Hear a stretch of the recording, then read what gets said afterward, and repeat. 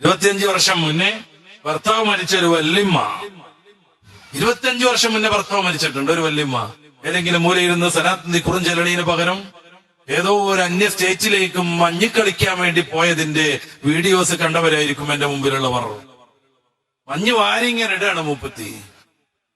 ചിലപ്പോ അത് ഈ നാട്ടുകാരിനെ ആവാൻ പറ്റും. എനിക്ക് വ്യക്തിപരമായി ആരോടും വിദ്വേഷമില്ല. 25 വർഷം മുന്നേ ഭർത്താവ് മരിച്ചിട്ട് ഏതെങ്കിലും മൂലക്കിരുന്നിട്ട് ദിക്റും സലാത്തും ചെല്ലുന്നതിന് പകരം അങ്ങ് ദൂരെ മഞ്ഞ് പെയ്യുന്ന ഒരു നാട്ടിൽ പോയിട്ട് മഞ്ഞ് വാരിയിട്ട് ഫാത്തിമോ ആവാ ഖദീജോ ആവാ ഇതൊക്കെയാണ് ഈ ജീവിതം എന്നും പറഞ്ഞിട്ട്. ഇതാണ് പ്രശ്നം, ഇതാണ് പ്രശ്നം.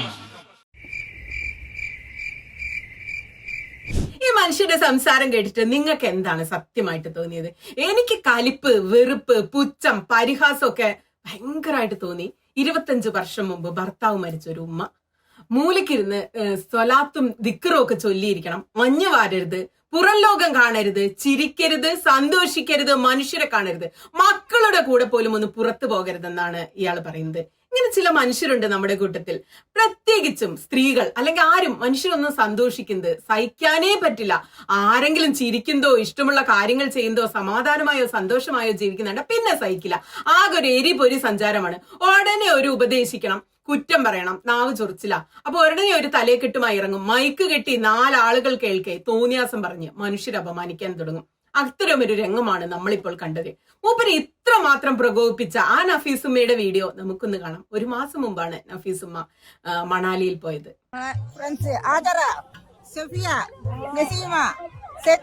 നിങ്ങളൊക്കെ വീട്ടിലിരുന്ന മക്കളെ എന്താ രസം, എന്താ ഞാൻ റിച്ചുവിന്റെ കൂടി വന്നിട്ട് അടിപൊളിയല്ലേ, വന്നടി മക്കളെ.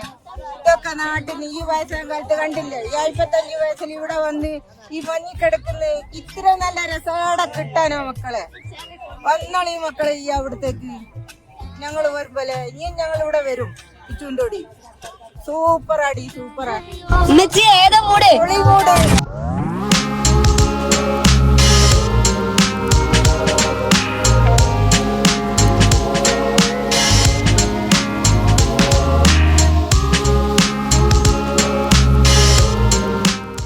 രസാണല്ലേ. 50 വയസ്സ് കഴിഞ്ഞവരൊക്കെ സ്വമേധയാ ഒരു കുഴി കുത്തിയിട്ട് അതിലേക്ക് ഇറങ്ങിക്കിടന്ന് മരിക്കണോ, ജീവിക്കാൻ പറ്റില്ലേ എന്നുള്ള എന്താണ് ഈ കാക്ക പറയുന്നത് അല്ലെ? ചെങ്ങായിമാരെ, ഈ 50 വയസ്സെന്നൊക്കെ പറഞ്ഞ ഇത്രയും വലിയ വയസ്സായിട്ട് കണക്കാക്കുന്നു, വല്യുമ്മ ഉമ്മാമ്മ എന്നൊക്കെ ഇവരെ വിളിക്കുന്നൊക്കെ ഇന്ത്യയിലാണ് ഈ സംഭവങ്ങളൊക്കെ. നിങ്ങളൊന്ന് പുറത്തേക്ക് വല്ലപ്പോഴും ഒക്കെ ഒന്ന് കണ്ണു തുറന്ന് നോക്ക്. ആളുകൾ വിവാഹം കഴിക്കുന്നതും ജീവിക്കാൻ തുടങ്ങുന്നതും സെറ്റിൽ ആവുന്നതും ഒക്കെ ഒരു 40കളിലാണ്. അതിനെക്കുറിച്ച് നമുക്ക് പിന്നെ വിശദമായി സംസാരിക്കാം. നമുക്ക് നഫീസുമ്മയെ കുറിച്ച് തന്നെ പറയാം. ഒരുപാട് കഥകളുണ്ട്. നഫീസുമ്മ അത്രയും വലിയ മൂലക്കിരിക്കേണ്ട വല്യമ്മയൊന്നുമല്ല. അവരുടെ ജീവിത പ്രാരാബ്ദം കൊണ്ട് അവർക്ക് ഇത്തിരി ക്ഷീണം പറ്റിയിട്ടുണ്ടെന്നേ ഉള്ളൂ. 55 വയസ്സേ ഉള്ളൂ, ഉണ്ടെന്നല്ല പറഞ്ഞുള്ളൂ. ഭർത്താവ് മരിച്ചിട്ട് 25 കൊല്ലം അവർ ഒറ്റയ്ക്ക് ജീവിച്ചു. എന്ന് വെച്ചാൽ 30 വയസ്സിൽ വിധവയായ ഒരു സ്ത്രീയാണ്. പിന്നെയുള്ള കാലം മുഴുവൻ ഈ മക്കളെ പോറ്റി ഒരു കരയ്ക്ക് പറ്റിക്കാൻ വേണ്ടിയുള്ള ത്യാഗങ്ങൾ, കഷ്ടപ്പാടുകൾ അതൊക്കെ കഴിഞ്ഞ് മക്കളൊക്കെ ഒരു നിലയ്ക്കായപ്പോ ആ മക്കളുടെ കൂടെ ഒന്ന് മണാലിയിൽ പോയി മഞ്ഞ് വാരിയനാണ് ഇത്രയും വലിയ ബഹളം. ആ സന്തോഷമാണ് നഫീസുമ്മ വീഡിയോയിൽ പങ്കുവെക്കുന്നത്. അവർ എന്താ ഇനിയിപ്പോ ഞാൻ എന്താ അവരോട് പറയാനോ? നമ്മൾ 10 സെന്റ് 2 സെന്റ് വീട്ടിട്ടാലും വേണ്ടിയില്ല. ഇങ്ങനത്തെ ഒരു യാത്ര ചെയ്യണം നമ്മൾ ജീവിതത്തിൽ നമ്മൾ ചെയ്യണം. കാരണം എന്ന് വെച്ചാൽ ഞാൻ ഇതുവരെ ഇങ്ങനെ ചെയ്യാത്തത് കൊണ്ട് ഞാൻ എല്ലാവരോടും ഇനി എന്ത് ചെയ്യും, എല്ലാവരോടും ഞാൻ എന്ത് ചെയ്ത് എനിക്ക് പിന്നെ എല്ലാവരും ആ ഉഷാറായിക്കെന്ന് പറഞ്ഞു ഞാൻ എല്ലാവരോടും പറഞ്ഞിരിക്കുന്നത് വെച്ചാൽ നമുക്കും ഇനി നിങ്ങളും എൻ്റെ കൂടെ വരണം, ഇതേപോലത്തെ ഒരു യാത്ര ചെയ്യണം എന്നിട്ട് എല്ലാവരും താല്പര്യം കാണിച്ചിട്ടുണ്ട്.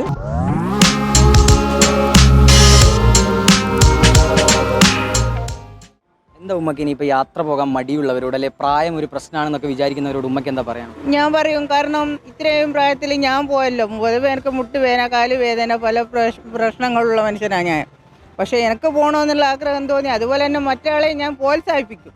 എന്താ ഈ തലയെക്കെട്ടുകാരൻ നമ്മൾ പറയാം? എന്തൊരു ഉപദ്രവമാണല്ലോ ഇവരെ കൊണ്ട് ഈ സമൂഹത്തിന്.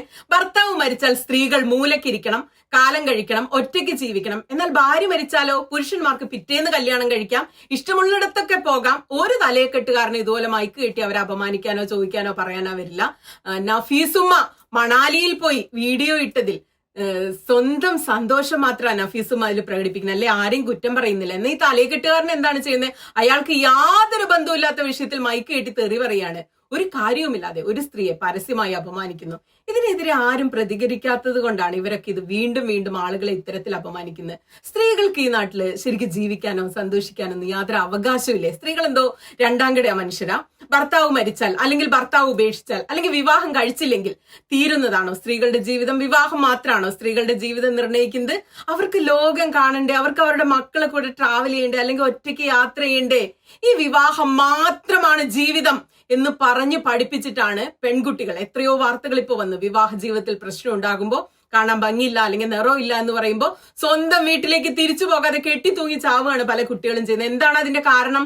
ഇതാണ് അവരുടെ തലയിൽ കയറ്റി വെച്ചിരിക്കുന്ന വിവാഹമാണ് അവസാനം എന്നാണ്.